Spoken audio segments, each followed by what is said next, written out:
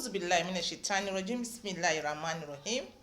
Ẹ káàsán, ẹ kúrọ̀lẹ́, ẹ káalẹ́ ní whatever way me point by two. Ṣàlàáfíà ni mo bá yín. Please continue to subscribe and God will continue to bless you. Ẹ̀yin tẹ́tí bá mi subscribe, thank you very very much. Àwọn èèyàn kan, yes, ó happen o, especially ọkọ àti ìyàwó tó bá ti pẹ́ pẹ̀lú ara wọn tí wọ́n ti lò 5 years 10 years 15 years, wọ́n á ní ó ti sú àwọn as if they are tired of each other. So mo wá wò pé ẹ jẹ́ kí n share ní one or two things tíyàn lè lò, because ìgbéyàwó ya mọ́ sọ fún yín kò gbọ́dọ̀ túká, ẹ̀ sì gbọ́dọ̀ súra yín, ẹ̀ mọ̀ manage náà ni. So ẹ jẹ́ ká share 2 or 3 ideas tó lè help ọkọ àti ìyàwó nínú ìgbéyàwó yìí, especially àwọn tó mọ̀ sọ pé ó ti sú àwọn. Number 1 on the list ni pé identify, is there anything your wife is doing wrong that like ẹ bára yín sọ̀rọ̀, then talk about it, kíkiri yẹn kó dẹ̀ kúrò ń bẹ̀. Then number 2, learn to go on vacations. Vacations mi sọ pé ẹ̀yin méjèèjì o, at least kéèyàn kan lọ kéèyàn kan dúró, ẹ wo bẹ́ẹ̀ ṣe máa miss ara yín.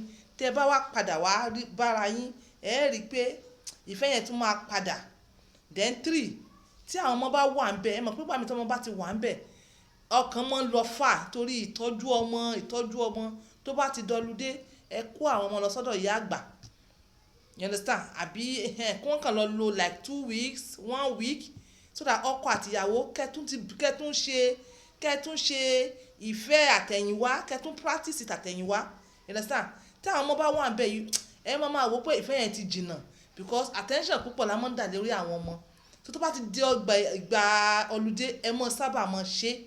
So even though tí wọ́n bá padà wálé, tí ẹ tún bá ń busy padà, you understand, ẹ máa fi sọ́kàn pé tí wọ́n bá tún lọ lùdé, ìfẹ́ yóò tún padà. Ẹ̀yin náà máa understand pé nítorí busyness motherhood àti fatherhood ló fa distance yẹn, you understand.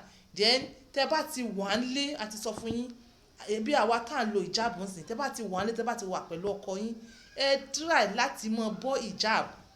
Kẹ́yìn náà wọ àwọn skẹ́tì, àwọn blouse yẹn, you understand, kí ọkọ fi mọ̀ pé tí wàá mọ̀ rèé báyìí fọ́kọ rẹ̀, bẹ̀tẹ̀ bá ń lọ ta bọ́lọ̀ sí ní kẹ́ ẹ múra ìjáàbù yìí, ó ṣe kókó ṣe pàtàkì nílẹ̀ ayé mùsùlùmí. Ẹ wọ̀ jáde, ọkọ yín gan tó bá dé ta, tó bá wà ń ta, tó bá rí ẹnìkan tó ń yí di sẹ́nìkúta ni wọ́wọ́, ìyàwó mi gan perfect jù ẹ lọ, níwọ̀nba size kólé tó wà yẹn perfect.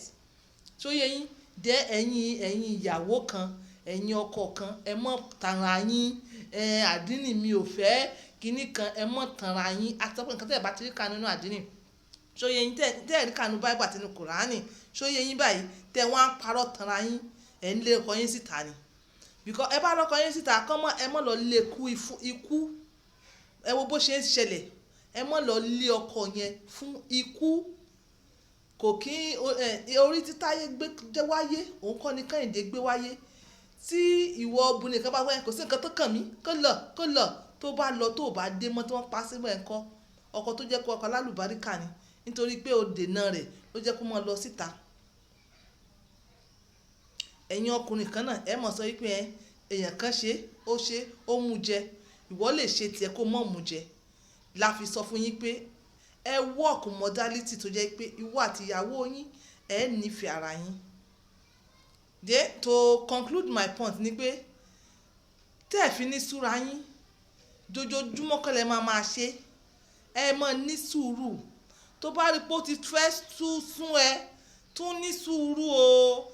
Jẹ́ kí urge yẹn wá naturally, jẹ́ kó wá naturally. Tó bá ti rí pé ó ti ń sú ẹ o, wàá tún relax, ẹ tún relax, ṣóyé yín. Tó bá àná dá kẹ́mọ́ ọjọ́ ṣí ẹ̀ yàrá, tó bá jẹ́ pé bí abẹ́ ṣe ṣí ẹ̀rà yàrá yẹn lára fi ní ẹ tún fúnra yín ní space díẹ̀.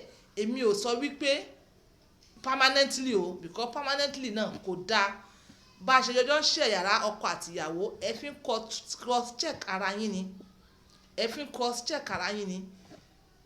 Islam ti sọ wípé sìnà ṣíṣe, ẹ̀yin ẹ calculate ọkùnrin mélòó tó ti kú sórí sìnà yìí, ẹ dẹ̀ calculate obìnrin mélòó tó ti kú sórí sìnà yìí.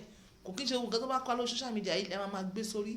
Ìwọ náà ó wà kí oníkálukú náà ló ní ẹ̀sìn díẹ̀ níwọ̀nba bó bá tiẹ̀ pọ̀ níbi tẹ́ ẹ ti ń bọ̀ lọ́dọ̀ òbí lọ́dọ̀ ìyá. Ẹ̀yin náà wà mọ̀ wò pé is it okay? What if tí n bá lọ kú lórí kíní?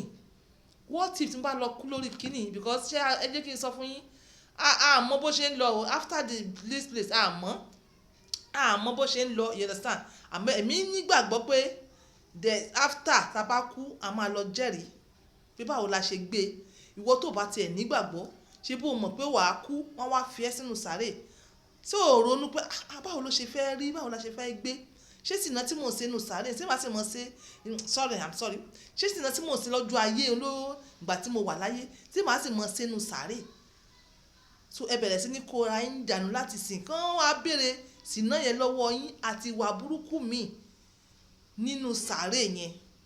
So this is on point by 2 using my words for others. I've told you kò sẹ́ni tó mọ̀ tán àfi aláwùrábí ọba mi tó ní òkè tó ní ìsàlẹ̀ tó ní gbogbo ayé òun lọ́ba tó mọ̀ tán but this is my words to you.